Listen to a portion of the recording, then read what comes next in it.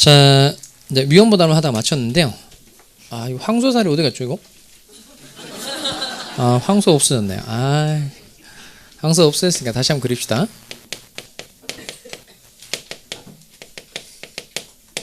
자, 황소 한 마리에 대해서 갑이 을과 매매 계약을 체결한 거예요. 그럼 아까 갑은 뭘 해줘야 된다 그랬죠? 황소 인도해줘야 되고, 을은 뭘 지급해줘야 된다? 아, 대금 지급해줘야 된다 그랬어요. 자, 그럼 이때 계약 체결한 건 언제죠? 1월 1일. 그 다음 소유권이 황소 인도하고 대금 지급하기로 한 게 3월 1일. 자, 그런데 2월 1일 인도를 해주기 전에 홍수로 황소가 유실됐다는 겁니다. 자, 그러면 내용이 요거예요. 그러니까 지금 홍수로 유실이 됐다는 거예요. 그러면 황소 인도를 기준으로 하면 갑은 채권자다, 채무자다. 황소 인도를 기준으로 하면 갑은 황소 판 사람이니까 채무자. 황소를 인도해줄 의무가 있는 사람이니까 이 사람은 어떤 사람? 채무자고, 그 다음에 황소 인도를 기준으로 했을 때 을은 어떤 사람이에요? 채권자예요. 자, 그러면 잘 따져보실 내용이 지금 요 홍수로 유실이 됐어요. 그 홍수로 유실이 됐으니까 황소 인도를 못한 것에 대해서 갑에게 잘못이 있다 없다? 없다. 또 홍수니까 누구에게도 잘못이 없어요. 을에게도 잘못이 없죠. 그러니까 황소 인도를 못한 것에 대해서 누구에게도 잘못이 없고, 갑에게도 잘못이 없고 을에게도 잘못이 없다는 겁니다. 이건 당사자 쌍방의 책임 없는 사유다 이렇게 말합니다. 다시 당사자 쌍방의 책임 없는 사유. 그래서 537조로 먼저 읽어보겠어요. 537조.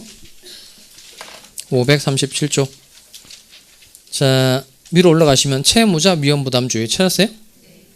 자, 책이 어디냐면 274페이지. 자, 한 장 넘겨서 제일 위에 537조 찾으셨죠? 같이 한번 읽어봅시다. 시작. 쌍무계약의 당사자 일방의 채무가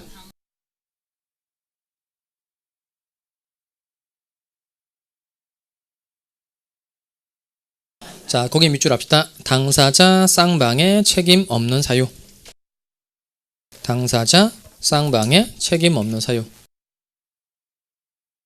자, 그렇게 밑줄하고 거기다가 홍수라고 써봐요. 홍수가 말해주는 게 당사자 쌍방의 책임 없는 사유. 이거 말해주고 있는 겁니다. 자, 그럼 내용 다시 정리를 해보겠어요. 갑에게 황소 인도 못한 것에 대해서 갑에게 책임이 있다 없다? 없죠. 그럼 갑의 황소 인도 채무는 존속한다, 소멸한다? 소멸하죠. 그 다음 을의 대금 지급 채무는 같이 소멸해야 되는 거예요? 계속 존속해야 되는 거예요? 같이 소멸해야 되죠. 왜냐하면 요 홍수니까 황소 인도를 못한 것에 대해서 누구에게도 책임이 없어요? 을에게도 책임이 없으니까 을의 대금 지급 채무도 존속한다, 소멸한다? 소멸. 아까 소멸해야 되는 이유는 존속상의 뭐 때문에 그랬다 그랬죠? 결련성. 그러니까 갑의 채무가 존속하기 때문에 을의 채무도 존속하는 관계니까 갑의 채무가 소멸한다면 을의 채무도 같이 소멸하는 게 원칙이다, 존속하는 게 원칙이다. 소멸하는 게 원칙이라는 겁니다. 이거 없어지면 얘도 같이 없어지는 거예요. 자, 그러면 내용이 지금 요 갑이라는 사람은 을의 대금 지급 채무가 소멸했으니까 결국 갑은 을한테 황소 매매 대금 지급 청구 자체를 할 수 있어요, 없어요? 없죠. 그럼 결국 갑이 손해 보는 거죠. 갑은 모두 잃어버리고 황소도 잃어버리고 매매 대금도 지급받지 못하게 된다는 겁니다. 그러니까 재산권이 없어졌는데 반대쪽에 해당되는 매매 대금을 지급받지 못하는 불이익을 위험이라고 그래요. 그럼 이때는 위험을 누가 부담한 거예요? 채무자. 네, 요걸 외워야 돼요.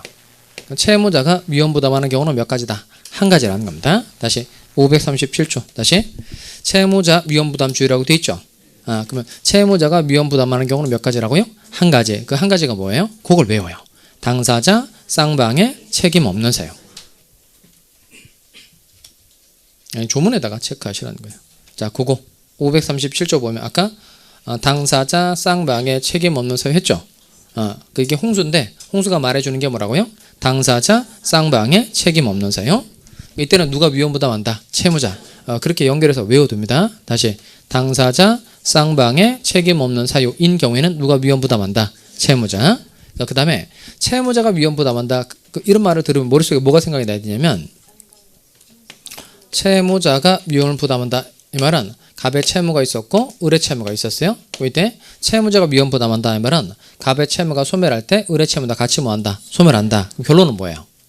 갑은 을한테 이행을 청구할 수 있다 없다? 없다. 이게 결론입니다. 그래서 끝에 가볼까요? 채무자는 상대방의 이행을 청구하지 못한다. 못한다.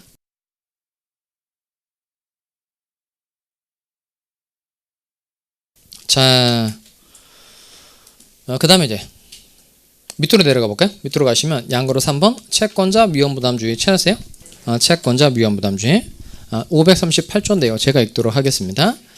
자, 1항 쌍무계약의 당사자 일방의 채무가 그 다음 밑줄 해볼까요? 채권자의 책임 있는 사유, 채권자의 책임 있는 사유로 이행할 수 없게 된 때에는 채무자는 상대방의 이행을 청구할 수 있다. 있다 동그라미 하시고,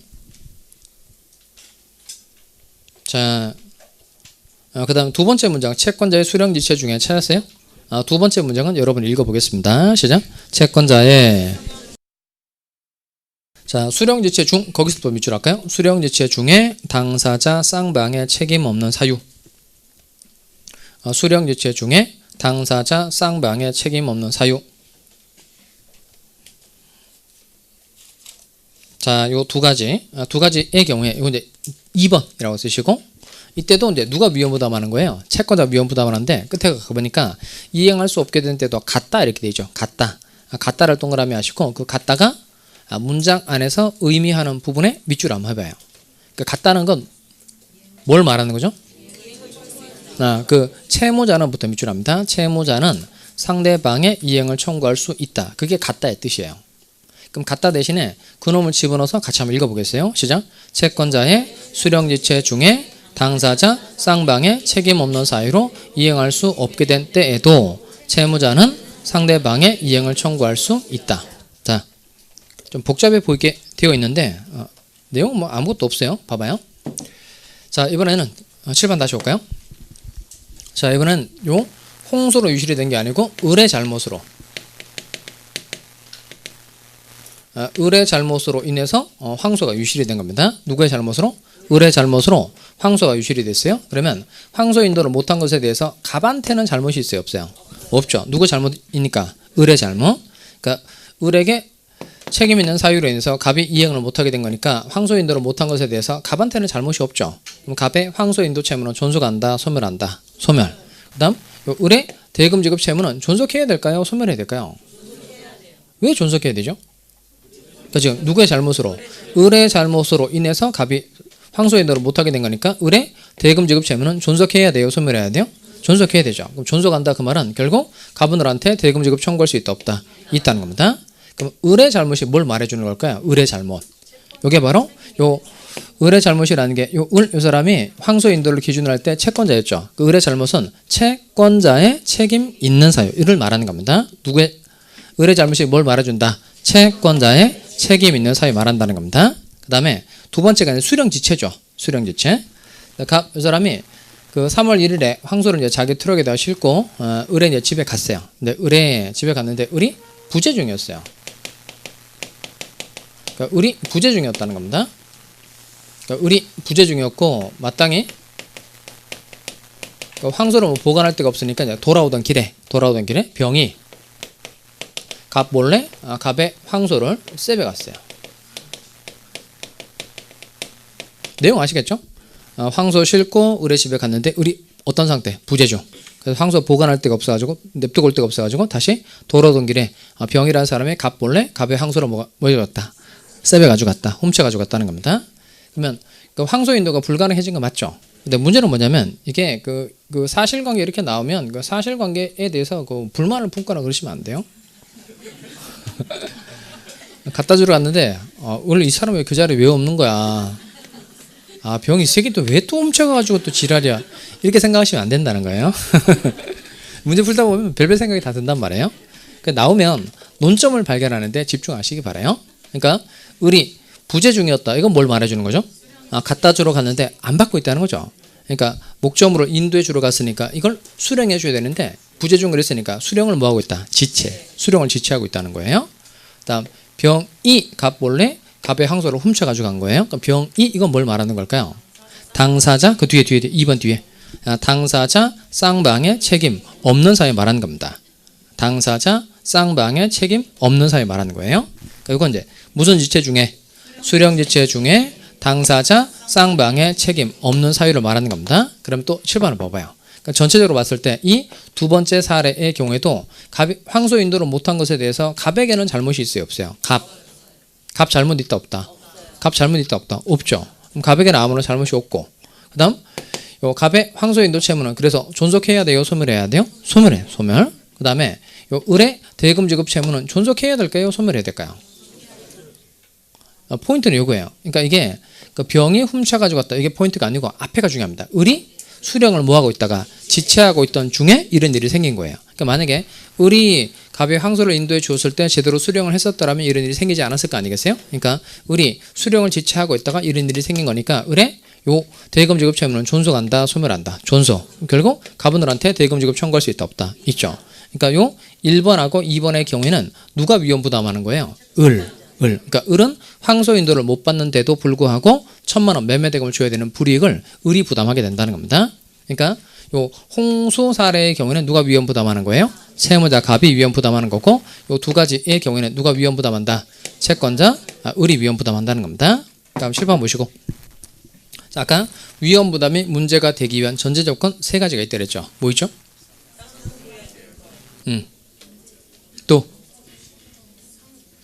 쌍무계약일 거, 변제기가 도래할 거. 변제기 도래 왜 나와요? 근데 동시행안면권이고.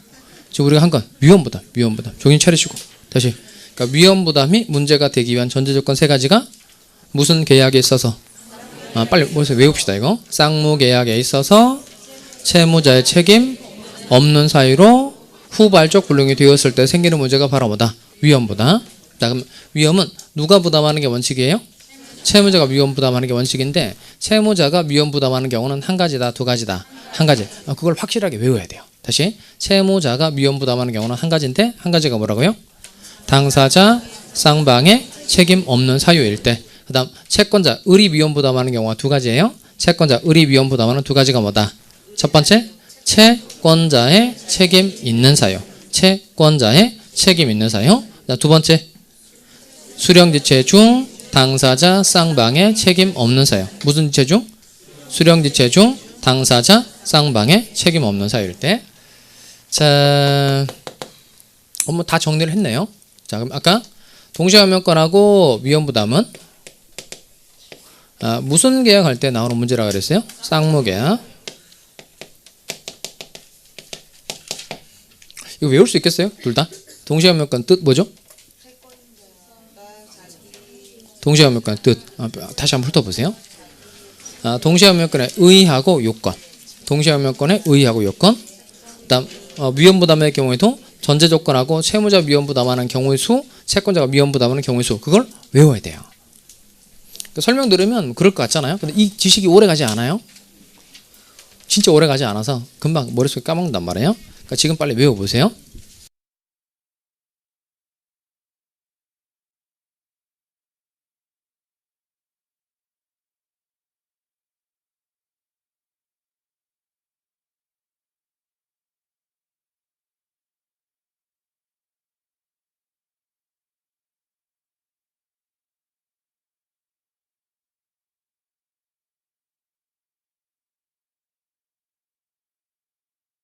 자, 칠판을 볼까요? 다 외우셨어요? 조금 이따 물어보도록 하겠어요. 자, 칠판 보시고. 이 사람은 이제 건물 가지고 있고, 건물에 대해서 이제 을과 매매 계약을 체결했어요. 을이 이제 계약금 쪽으로 1,000만 원 줬고, 을이란 사람이 중도금 같은 거 줘야 됩니다. 불구하고 중도금을 지급해주지 않은 겁니다. 그러니까 을이 이제 채무를 불이행했다는 거예요. 그러면 이 매매계약 체결 시에는 이 계약 자체에 하자가 있었어요, 없었어요?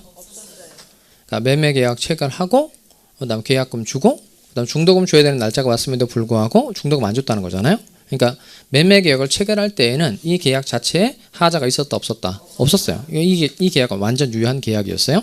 그런데 을이라는 사람이 그 뒤에 중도금을 지급해주지 않은 거예요. 그러니까 이건 이제 중도금을 지급하지 않았다 그랬으니까 채무를 불이행했다는 뜻입니다. 채무를 불이행. 그러면 을의 채무 불이행을 원인으로 갑은 을과 맺은 계약을 취소할 수 있어요? 해제할 수 있어요? 해지할 수 있어요? 일단 취소는 말하시면 안 돼요. 그러니까 취소는 그 사유가 정해져 있잖아요. 그러니까 그러니까 취소 사유가 딱 세 가지로 한정돼 있으니까 아무 때나 취소할 수 있다고 말을 하시면 안 되는 거예요. 취소 사유 세 가지가 뭐예요? 그때만 취소라는 표현을 쓸 수 있는 거예요. 제한 능력. 미성년자가 부모 동의 없이 계약 체결했을 때 뭐 할 수 있다? 취소. 그다음 착오. 그다음 사기 강박. 이거 말고는 취소라는 용어를 쓰시면 안 돼요. 그러니까 근데 얘가 뭐 미성년자도 아니죠. 착오 일으킨 경우도 아니고 사기 강박 당한 경우 아니죠. 그러니까 취소라는 말은 하시면 안 되고. 그럼 이제 남은 게 해제 아니면 해지죠. 그럼 해제할 수 있다고 해야 돼요? 해지할 수 있다고 해야 돼요? 해제할 수 있다. 이렇게 말해줘야 된다는 겁니다. 왜냐하면 요 매매 계약 같으면 건물 소유권 이전 대금 지급 한 번 하면 계약이 끝나죠. 이렇게 한 번 급부하면 계약이 끝나는 게 무슨 계약이다 이게? 일시적 계약, 일시적 계약. 자, 이렇게 일시적 계약 관계를 채무 불이행 등을 이유로 없을 때 쓰는 단어가 뭐다? 이게 해제라는 겁니다. 자, 그다음에 갑하고 우리 요때 매매 계약을 요때 체결했어요. 계약을 체결했고, 그다음 우리 중도금 지급하지 않아서 갑이 요때 계약을 해제한 거예요. 그러면 해제한 때부터 계약의 효력이 상실하는 거예요? 아니면 처음부터 효력 상실하는 거예요? 그러니까 이게 어떻게 하는 게 당사자의 의사에 더 부합하는지를 잘 생각해 보시면 됩니다. 문제는 뭐냐면 이게 지금 갑이 을과 계약을 체결했는데 지금 을이 중도금 안 준 거잖아요. 중도금 지급하지 않았으니까 이 계약에 문제가 생긴 거예요. 그래서 갑이라는 사람이 내가 너랑 체결한 계약은 없는 것으로 하자 이렇게 얘기한 거예요. 너랑 체결한 매매 계약은 없는 것으로 하자 이렇게 말했다는 거예요. 그러면 내가 말한 때부터 계약이 없는 것으로 하자는 거예요? 아니면 아예 처음부터 없는 것으로 하자는 거예요? 아예 처음부터. 그게 당사자의 의사에 더 부합한다는 거예요. 내가 누구랑 계약을 체결했는데 계약에 문제가 있어서 없애. 이거 없는 것으로 하자라고 말하면 지금부터가 아니고 너와는 아예 처음부터 아무것도 없었던 것으로 하자. 이게 당사자의 의사에 더 부합한다는 겁니다. 그러니까 해제를 하게 되면 해제한 때부터 계약의 효력이 상실되는 게 아니고 처음으로 거슬러 올라가서 이 계약은 효력을 상실하게 된다는 겁니다. 이런 걸 두 자로 뭐라 그러죠?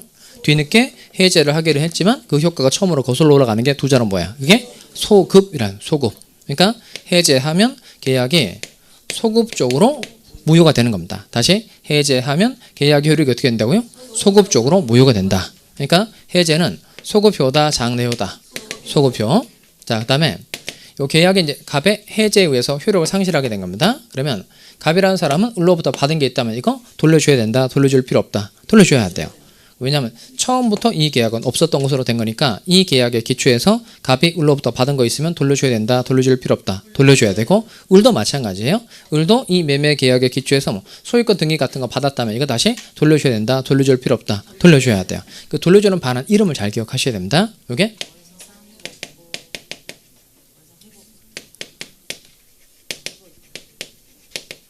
자, 읽어볼까요? 무슨 의무? 원상회복 의무라고 그래요. 무슨 의무?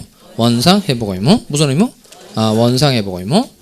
자, 그러니까 해제가 되면 각 당사자에게는 어떤 의무가 생긴다? 원상회복 의무가 생긴다는 겁니다. 자, 또 하나 내용은 이게 지금 요 계약이 해제가 됐어요. 해제. 근데 문제는 이게 요 갑이 계약을 해제했다는 거예요. 그러면 을이라는 사람이 소유권 이전을 받아가지고 가야 되는데 소유권 이전을 안 받은 거니까 갑은 이 건물을 다른 사람에게 팔아먹지 못하는 등 갑에게 손해가 생긴다 안 생긴다? 생기죠. 그러니까 이 갑은 을에게 다시 손해배상도 청구할 수 있다 없다? 있다는 거예요. 자, 요 세 가지를 잘 기억합니다. 이렇게 일시적 계약 관계를 채무 불이행 등을 이유로 없을 때 쓰는 단어가 뭐다? 해제. 해제하면 계약이 해제한 때부터 효력 상실한다. 아니면 처음부터 효력 상실한다. 처음부터. 그러니까 해제는 소급효다, 장래효다. 소급효. 그다음에 요 각 당사자에게는 어떤 의무가 생긴다. 이걸 부당이득 반환 의무가 생긴다. 이렇게 말하지 않기 바라요. 왜냐면 지난번에 미성년자 사례 생각나요? 미성년자 사례. 그때 부모 동의 없이 컴퓨터 팔았죠. 그 컴퓨터 매매 계약 뭐 할 수 있었죠? 취소. 그때 취소는 누구만 주장할 수 있다? 취소권자만 주장할 수 있고 취소권자 6사람 있었죠? 누구예요? 제, 차, 사, 강, 대, 승. 그때는 왜 교실이 거의 쩌렁쩌렁 이렇게 울리게 했었는데 좀 줄었어요?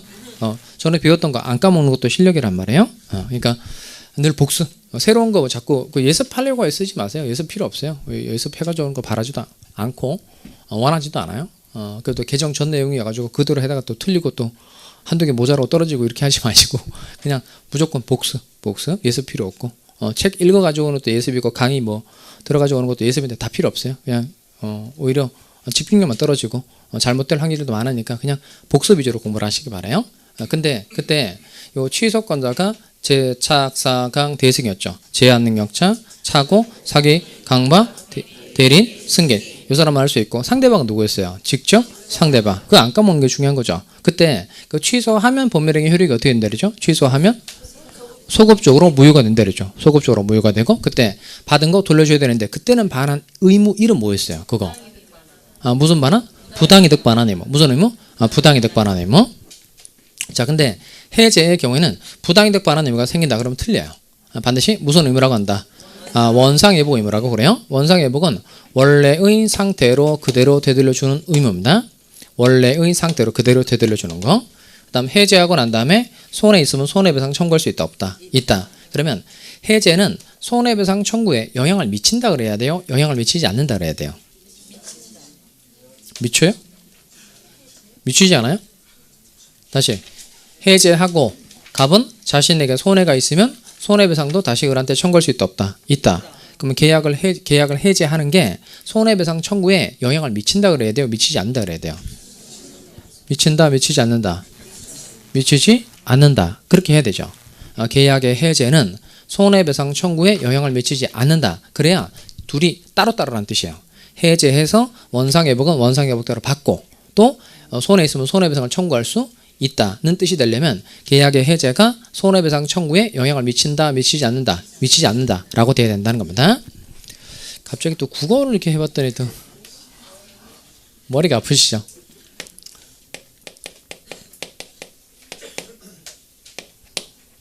자, 이쪽에 볼까요? 자, 갑이 건물 가지고 있고 건물에 대해서 이제 을과 임대차 계약을 체결한 겁니다. 임대차 계약을 기준으로 하면 갑의 이름 뭐예요?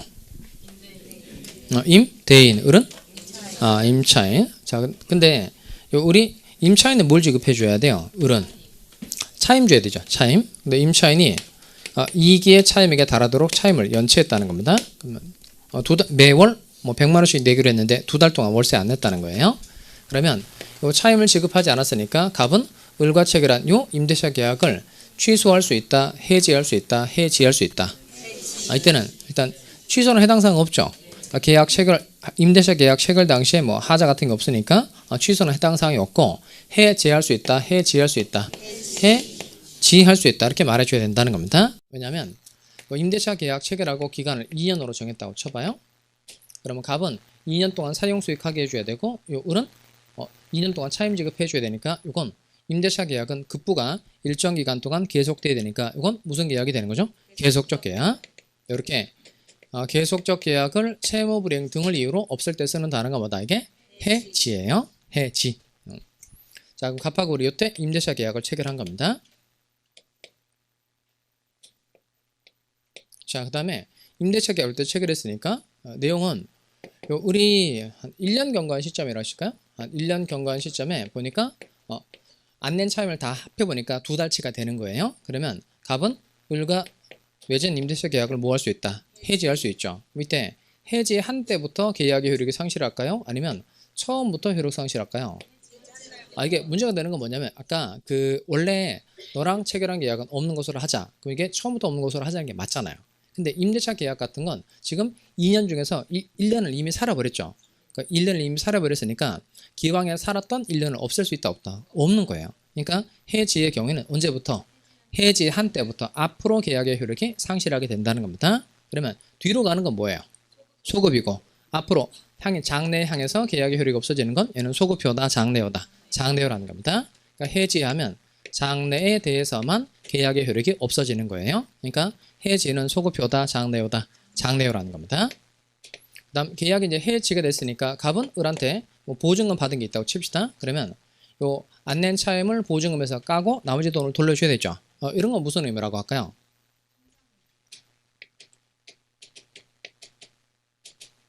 그다음에 요 을이라는 사람도 요 건물 같은 거 받았으니까 건물을 다시 돌려줘야 되죠. 그러니까 요 계약이 해지가 되었을 때는 각 당사자에게는 어떤 의무가 생긴다?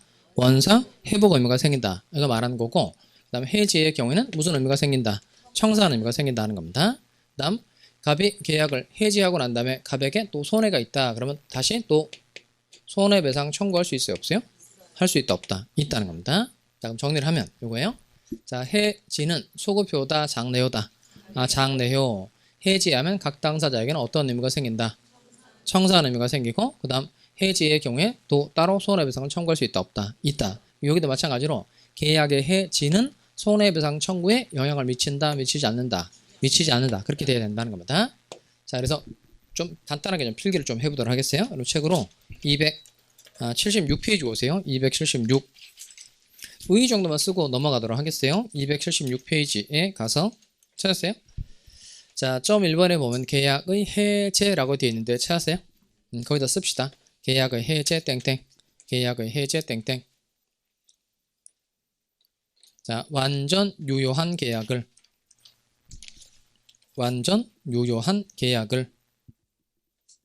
소급적으로 소멸시키는 것. 완전 유효한 계약을 소급적으로 소멸시키는 것.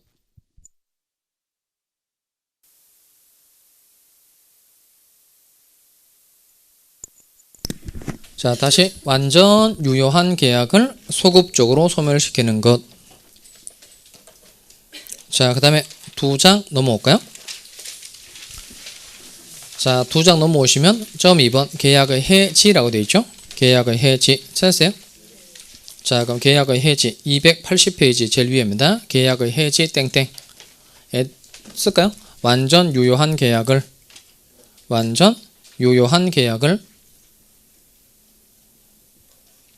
장래에 대해서 소멸시키는 것. 장래에 대해서 소멸시키는 것. 완전 유효한 계약을 장래에 대해서 소멸시키는 것. 썼어요? 그럼 여러분 쓴 거 읽어봅시다. 시작. 완전 유효한 계약을 장래에 대해서 소멸시키는 것. 이게 바로 뭐다? 해지. 그러면 그 지난번에 배웠던 용어가 구별이 잘 돼야 돼요. 하여튼 여러분이 외운 건 늘 언제 어느 때나 써먹을 수 있어요. 외운 건 언제 어느 때나 써먹을 수 있다는 거예요. 근데 외우지 않은 거, 까먹은 거는 결국 못 써먹어요.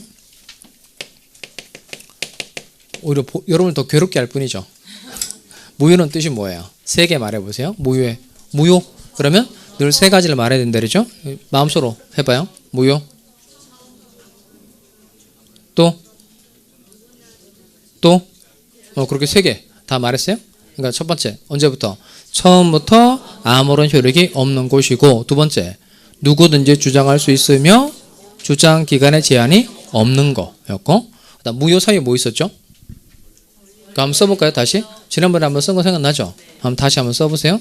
지난번보다는 많이 써야 되고 거의 대부분 다 써야 돼요.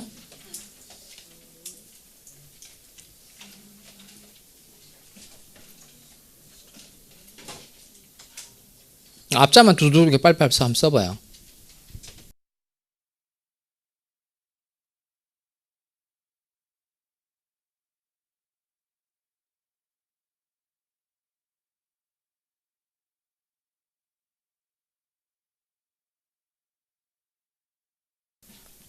자, 됐어요. 몇 개 못 쓰고 끝나고 그러면 안 돼요. 지난번에도 몇 개 못 쓰고 지금도 몇 개 못 쓰고 그러면 안 된다는 거예요. 이게 그 쓴 개수마다 이게 점수라 그랬죠. 3개 썼다 30점, 5개 썼다 50점, 7개 썼다 7점 이렇게 된다는 거예요. 그러니까 공부가 습관하고 매우 관계가 돼요. 그 사람이 공부를 어느 정도 몸에 배게 만든 그 정도에 따라서 점수가 나온단 말이에요. 그러니까 무효사에 해당되는 거, 취소사에 해당되는 거 꼭 다시 점검해서 복습하시기 바라요. 아셨죠? 자, 다시 칠판은 다시 와서 취소는 뜻이 뭐예요? 이름 유효한 법률 행위를 소급적으로 소멸시키는 것. 그 다음 요 취소는 누구만 주장할 수 있다? 취소권자만 주장할 수 있고, 그 다음 취소는 주장 기간에 제한이 있다 없다? 있다. 그래서 추인 날 수 있는 날로부터 3년, 법률 행위 한 날로부터 10년 내에 주장해 줘야 되고요. 그 다음에 해제. 해제의 뜻이 뭐예요? 아까 썼던 거 완전 유효한 계약을 소급적으로 소멸시키는 것. 다시 무슨 계약을? 완전 유효한 계약을 소급적으로 소멸시키는 것. 그 다음에 해지. 완전 유효한 계약을 장래에 대해서 소멸시키는 거. 자, 그러면 이때 무효하고 취소, 이건 법률행위를 할 때 하자가 있었다 없었다? 그러니까 무효하고 취소는 법률행위를 할 때 하자가 있었다 없었다? 있었다는 거죠. 그다음 요 해제하고 해지는 계약을 체결할 당시에는 이 계약 자체에 하자가 있었다 없었다.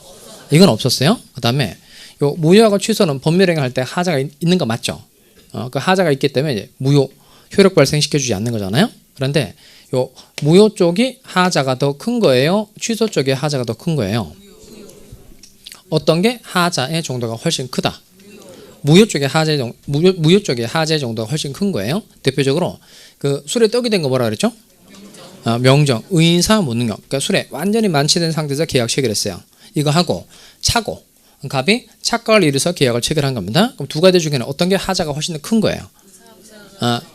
의인사 무능력이 훨씬 하자가 큰 거죠. 그러니까 무효 쪽은 하자가 훨씬 큰 것이라서 얘는 처음부터 아무런 효력을 발생시켜줄 수가 없는 거예요.